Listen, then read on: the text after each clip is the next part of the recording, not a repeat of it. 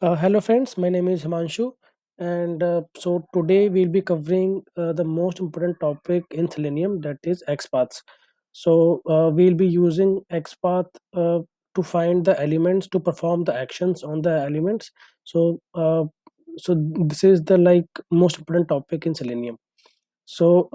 XPath stands for uh, XML path language. We'll be using actually, there are uh, two, three kinds of XPaths in Selenium. So we'll be covering that.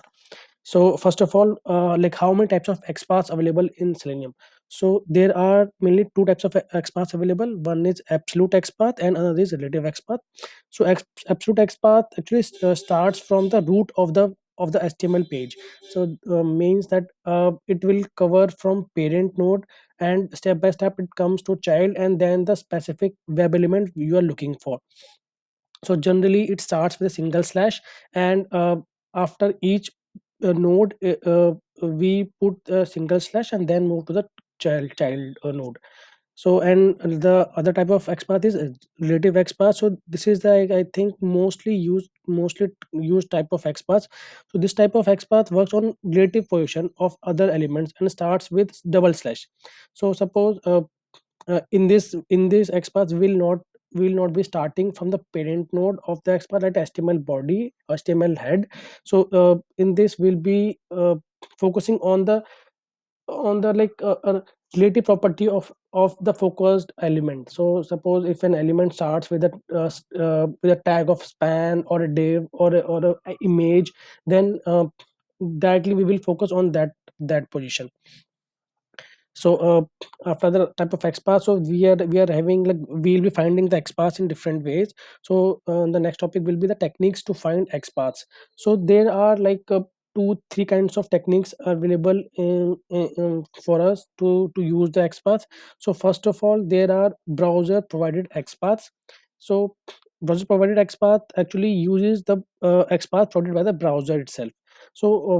I like, it is not the recommended one, but yeah, if you want to show, if you want to like have a look on that, so we'll be covering that as well. And the type of XPath is self-designed XPath.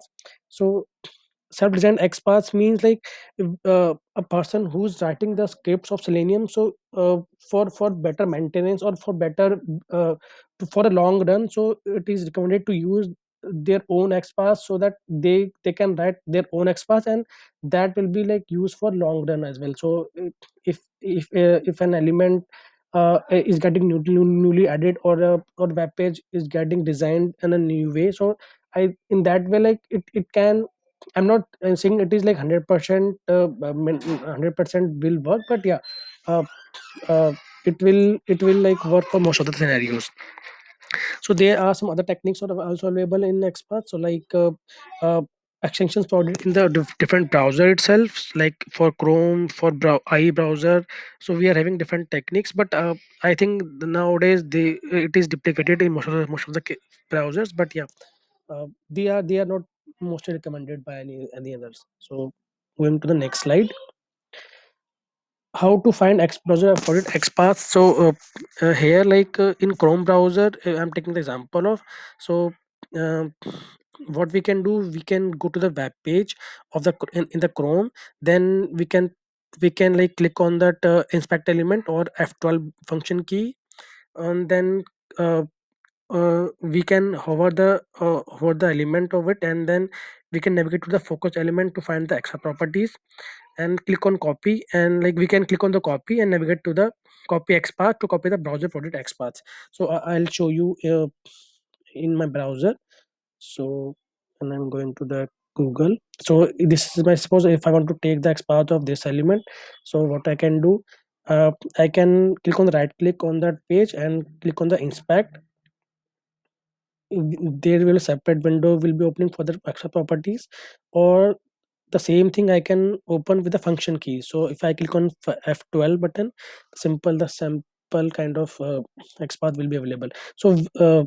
When I click on the inspect element and then click on the property, whichever I want to take the XPath, click on that, then uh, extra property of this particular element will be shown here.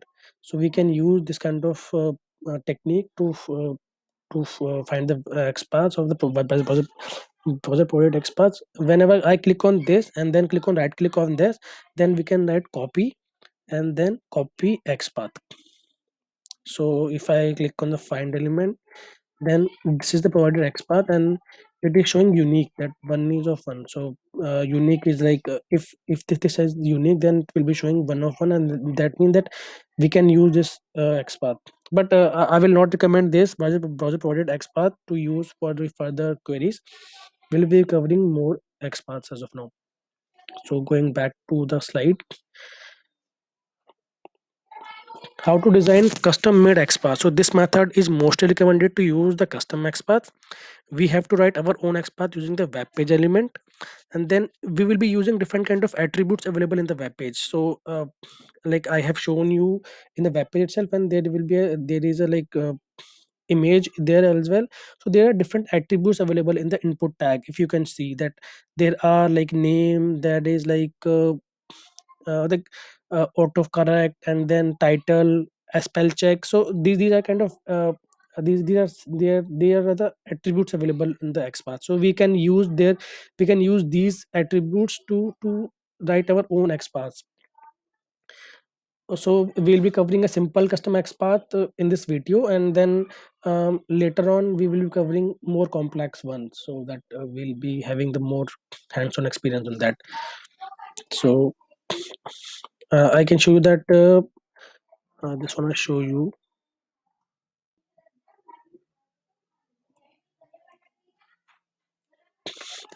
Just a moment, please. So I just wanted to show you a simple HTML as content of a web page when we click on F12 button. So so there are different web elements present inside it, and so this is a kind of simple uh, HTML content present in the XPath. So we can see that there is a div element inside it, which is having class SDKEP.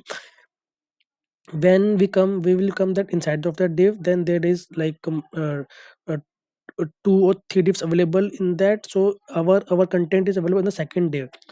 So we'll be like focusing on like our main content is written in that HTML. So we'll be having some prior knowledge to use it. So yeah, just wanted to show you. And then our content is available in that input tag in the inside the second div button. So and there like attributes are available there itself. So going back to Chrome browser, so that we can write. So I'll be writing a simple XPath, like customized XPath for you, so that we can cover it.